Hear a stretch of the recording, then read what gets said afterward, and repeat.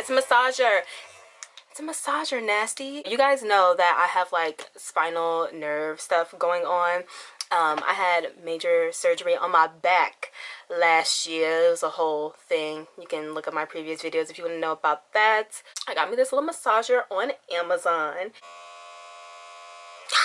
What's up, you guys? It's your girl Raven. Thank you for tuning in. Welcome or welcome back to my channel. We kiki, we do makeup, we chit chat, we gossip, and we have a lot of fun. So if you're into that, go ahead and hit the subscribe button. Get you a little glass of wine, sis. Oh, that was loud. Get you a little glass of wine, sis, like I got, and hit that subscribe button because you will not be disappointed. I apologize, I know it doesn't look like I have a shirt on, but I want to show you because my shirts are really cute. I do have one on, I swear. Look, is this not like super cute? Oh my god, I don't have a bra on. I hope I wasn't showing you my. I got this from Shine, girl, whatever, you know what I'm talking about. But yeah, it was like $6. So I got this one, a nude, and a white, because I'm that girl who wears the same outfits over and over and over again, so I may as well just get them in all the different colors. I am here with you guys today because I wanted to tell you all about my makeup artist journey. So I got asked a couple of months ago by a really lovely subscriber, and I'm so sorry, girl, guy, I could not find that comment to find your username for the life of me, and I would have loved to shout you out, but because I cannot find you, make sure that if you tune it in, make yourself known in the comments. But they wanted to know a little bit about my makeup artist journey and like how I got started as a makeup artist. I thought I would just share my makeup artist story, how I got started, what my career is like, and then kind of like where I'm at today, just so you're current, updated with like what's happening, what's going on in my life, you know, that whole thing. I'm gonna take it way back on how I even got started into makeup. I was in the 6th grade. As a kid, my mom growing up, she sold Avon, and so every Saturday I was always spending my allowance money on heavy makeup purchases, and I started to be daring and like wear it out to Walmart. I remember my mom would be like, oh my god, what is that on your face? But yes, girl, I had a snatched ponytail. It was like a little synthetica, like quick weave ponytail. Every time I would walk, it was just like, it was swinging, girl. I felt like I was like fucking Naomi down the runway, just living my best elementary school life. I remember this at such a young age. I remember that it instilled such a confidence boost in me that I knew what it was. I knew that like people wore makeup and it made them feel good, and people got their hair done and nails, you know, it makes them feel good. When I got my makeup on, I just feel like powerful. I feel like I could be in your face, you know. I feel like I could be like, oh, I'm sorry, because I thought a bitch that didn't know how to put her lashes on said something. I didn't start wearing a full face until high school, but in middle school I was all about the mascara, I was all about the eyeshadow, and I just wanted my eyes, like I really wanted my eyes to be the focal point. My hair, I had a jerry curl.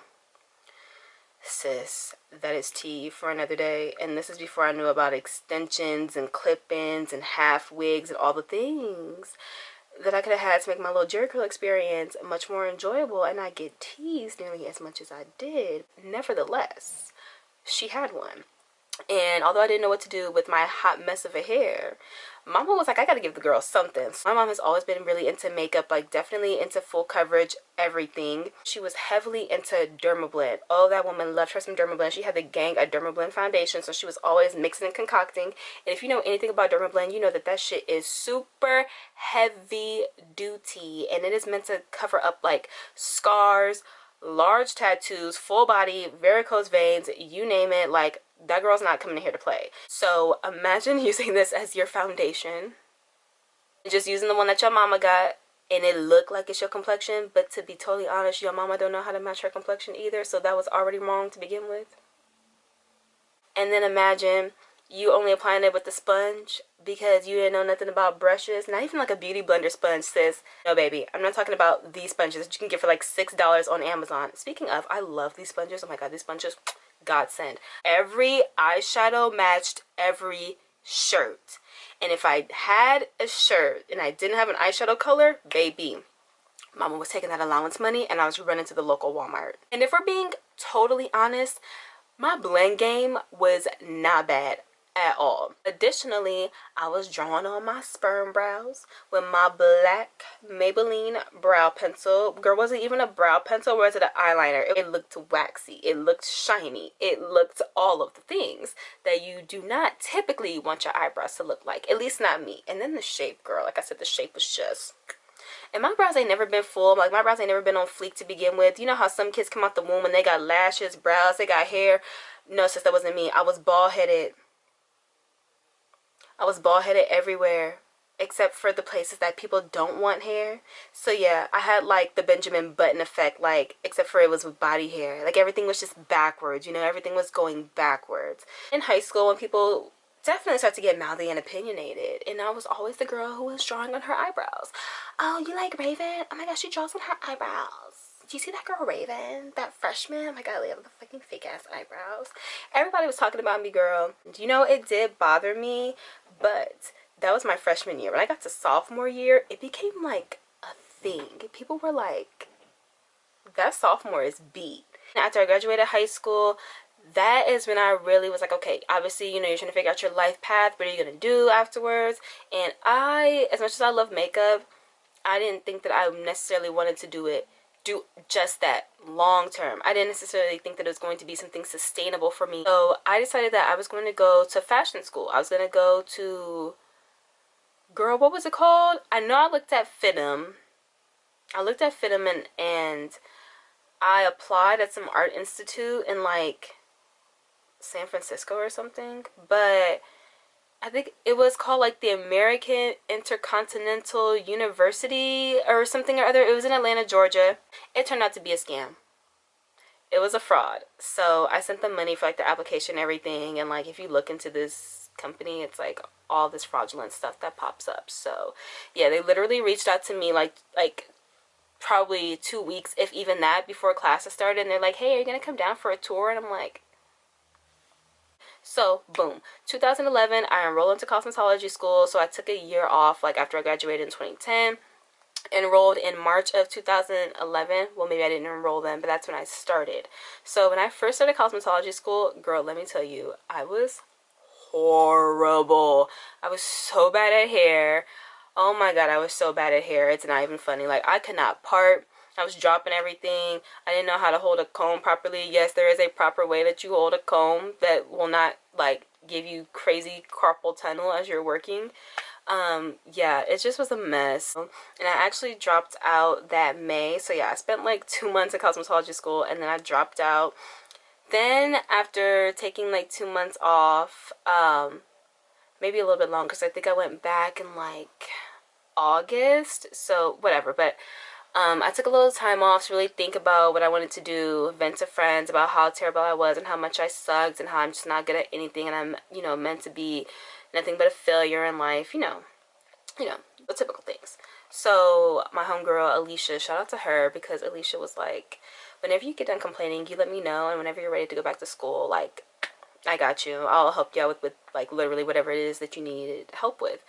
And that motivation, I remember like I had some vacation time and I went to San Francisco, and I remember just being in that city and being like, God, I want to work in a city like this. I want to live in a city like this. I want to be out with people who are just out and open, and like they're not worried about all this small town BS like what we have here in Omaha. And you know, it was like a whole new world. So I really embraced that. I looked forward to that, and so I went back to school with the intention of, you know, just try to do this. When I restarted school, honey, I went from being like literally nobody pay attention to her because she sucks so bad, to like, now my mannequins are being used for like, this is what we want it to look like, this is what a highlight should look like, and I'd be like,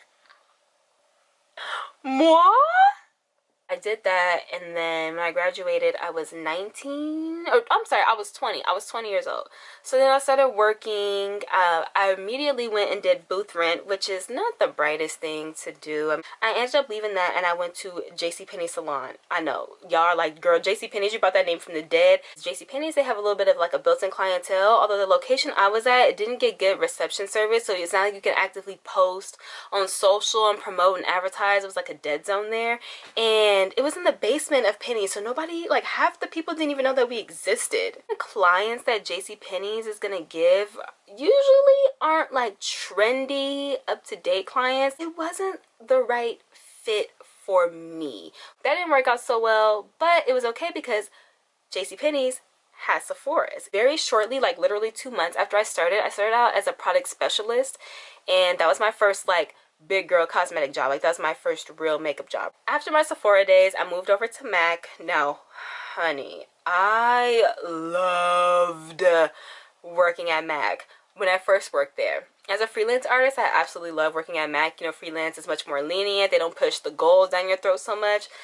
But sis, homegirl wanted to be a part of the permanent party so bad. I ended up quitting my MAC job and applied at a MAC counter in California. Got an interview. They're like, well, why did you leave your last MAC position? It's like, so in 2016, I lived basically in LA County from 2016 until 2020. It was right before the pandemic hit. Throughout my time in LA, I worked primarily with makeup as freelance, but I also worked for like Urban Decay for a split second. I tried to go back to MAC. January 2020, I was supposed to have a couple of gigs that I never made it to because I was in that abusive relationship and I was just not able to really get out to my clients. Now I'm running my e-commerce business. I teach people makeup virtually. So yeah, that is basically where we are at right now in the makeup journey. I'm doing my e-commerce shop and I'm still trying to connect with people through beauty, and I have a wig line that I'm also working on with my business partner. So I mean, that's, you know, that's happening. So I'm still very involved in beauty, hair, and makeup. I'm just not actively taking clients because of Covisha, and maybe once we get all vaccinated and whatnot, I'll probably get back to it. I would really like to have a studio to take people out of. That's like my dream. I really hope that this video was like informative, it was beneficial. I hope that y'all learned something. You heard her. I hope that you learned a little bit more about me. If you guys have any questions, be sure to leave them down in the comments below. Other than that, thank you so much again for tuning in, and I will see you on the next video. Bye y'all.